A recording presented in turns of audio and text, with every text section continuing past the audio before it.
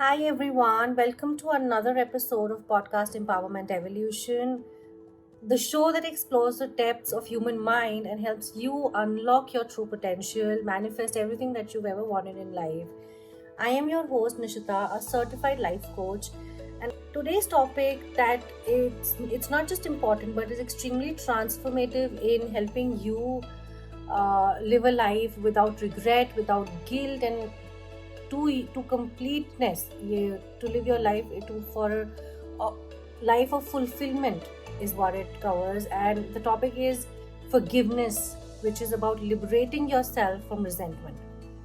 We will be exploring what is forgiveness, what are the strategies that I adopted, to accept forgiveness as a part of my healing journey, to understand that forgiveness is not just kindness to others, but it also is kindness to our own selves. Primarily, in fact, it is being kind and compassionate towards our own self. Uh, we'll also dive into the strategies that can help you develop a forgiving mindset, and I will be sharing my personal experience as well. So let's start by understanding the power of forgiveness. Imagine you're carrying a heavy backpack that's filled with rocks representing grudges, resentment, pain, regret that you hold for someone else or for your own self. As the time passes by, this bag is going to become very heavy, and then your chances of going up, your chances of moving on in life reduces because you're tied from the past, you're tied from the chains of past. Forgiveness has a profound impact. It not only helps you let go of the grudges, uh, you as human beings, we have a habit of replaying negative emotions, painful moments that you faced in life. Forgiveness has the power to break those painful chains. Forgiveness has the power for you to let go of those chains and live your life to fulfillment. It doesn't mean that you have to forget the moments. It doesn't mean that you forget the learnings that you take from them. It just means that you don't blame yourself for them. It just means that you let go of the emotional turmoil that comes in your mind, in your heart when you think of them. Forgiveness honestly leads to reduced anger, reduced rates of depression, reduced anxiety. It leads to a significant improvement in mental health. Beyond psychological benefits, we're all aware that anything that's mentally stressing you out carries on to your physical body as well. When we harbor resentment and anger in our minds, our bodies are constantly in a state of stress that can lead to a weak immune system, and then you can be very susceptible to diseases, illness in your life. When you forgive someone, you release this pent up stress, you release this the tightness in your body, and allow the body to heal, allow the body to recover. And studies have shown that people who practiced forgiveness have experienced appropriate blood pressure, improved heart health, and overall a better physical health. Now, what are the strategies that you can adopt for cultivating forgiveness? The one, and I've only listed the ones that I've applied through my life, and they have helped me in my forgiveness journey. And to be honest, everyone is surrounded by so many people who hurt them in one way or the other. There are times we take things personally that we're not supposed to. There are times where we just become a medium for someone else to learn a lesson, but we end up getting hurt. So we need to let go of this, and like everyone else, I've been through the same journey. So one strategy that I adopted is primarily to understand that forgiveness is a gift to my own self. When I have forgiven someone, and when I let go of the emotion, the pain that I was going through, I chose to reduce that burden from my shoulders. I am not saying that you accept what happened was okay. I am not saying that you say that your whoever person hurt you was right. I am just saying that you can't keep feeling the pain that you are feeling right now, and you don't need the person to tell you that they caused you pain. Right? You have to have a feeling of self-compassion and develop a self-preservation technique. You have a very innocent heart. uh, you were a different person before that happened, and that person deserves a chance. That person deserves a hug. That person deserves so much kindness, so much love. And I recommend you so strongly that understand that forgiveness is for you. It's a gift for yourself and not for anyone else. Number two strategy that I adopted was empathy.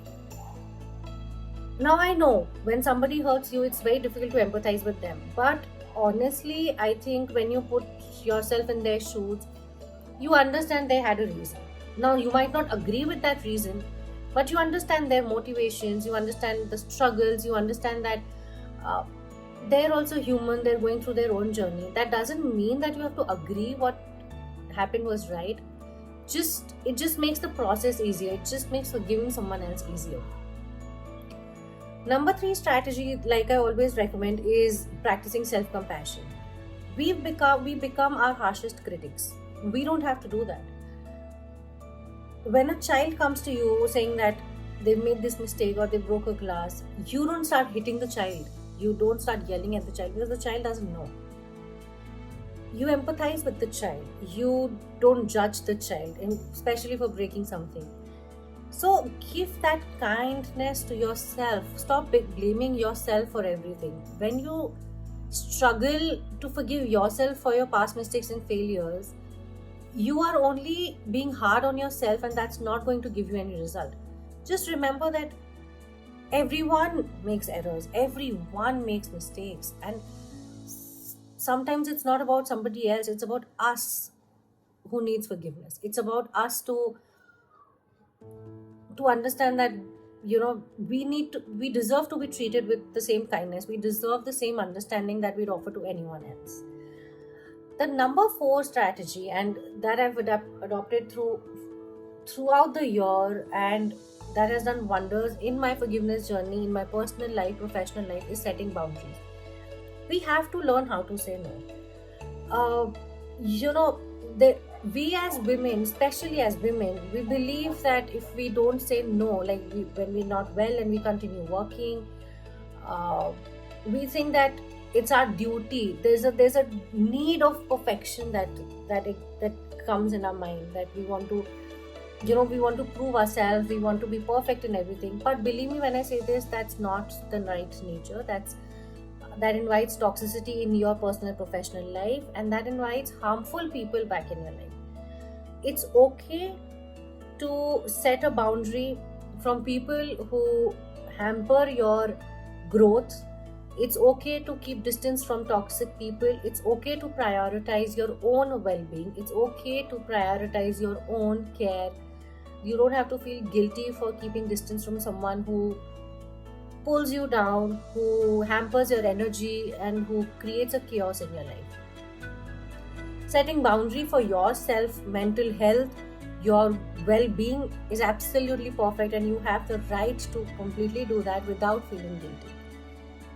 Now, the journey of forgiveness is a very personal one. Honestly, I always come to a point where I share this story that I had a friend who was my only friend that I've ever had in this life till date, as of now.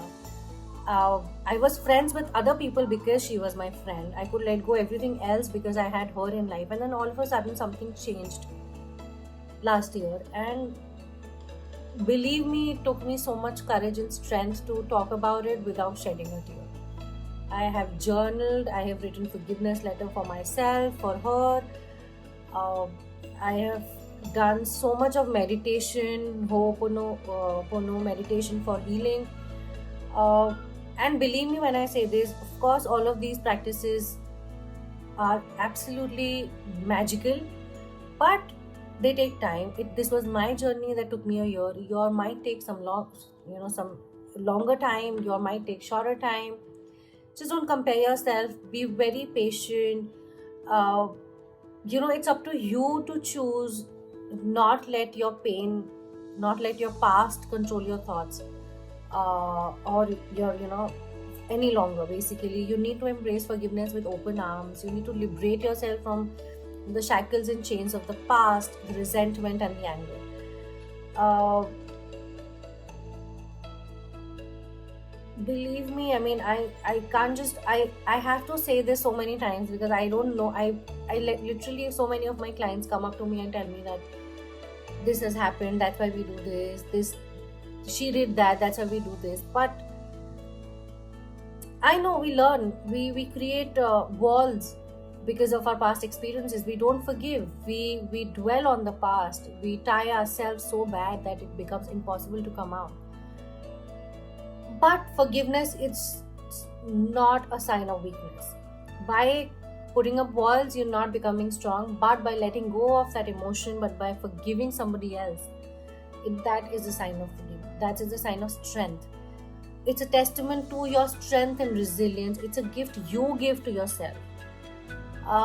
So thank you so much. I hope there was a very short episode, but I hope that you enjoyed it, and I hope you can follow any of the above strategies that I've given. And I really hope that in any way it helps you, or if you can share it with anyone who you think needs it. Just remember, it's a journey, it'll take time. Be patient, be kind to yourself. Until next time, remember, power to transform your life lies within you and nobody else. Embrace forgiveness and you'll find the liberation that you seek. Thank you so much, everyone.